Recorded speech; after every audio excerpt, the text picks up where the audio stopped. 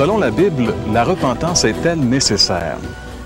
Eh bien, le mot repentance, tout comme le mot conversion, n'est pas un mot qui est tellement utilisé de nos jours.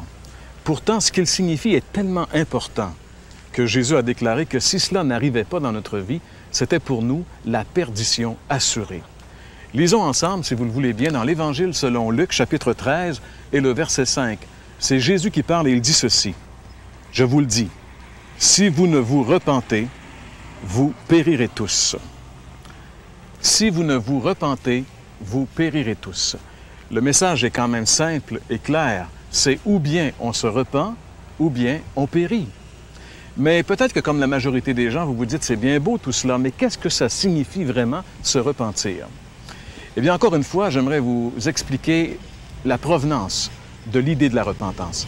Le mot repentance est la traduction française du mot grec métanoïa, qui signifie littéralement « changer de vie ».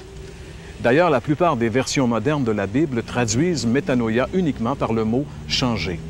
On doit changer parce que par nature, on est pécheur. Par nature, on est ennemi de Dieu. Et à cause de ce fait-là, Dieu doit nous juger, Dieu doit nous condamner. Et se repentir, c'est reconnaître ce fait et accepter le verdict de Dieu sur nos vies. Parce que pour se repentir, ça prend au moins deux choses. Premièrement, nous devons reconnaître notre erreur. Et deuxièmement, nous devons inviter Jésus à venir prendre le contrôle de notre vie. Si cela se produit dans notre vie, c'est cela la repentance. Sinon, eh bien, la Bible est claire, nous allons périr.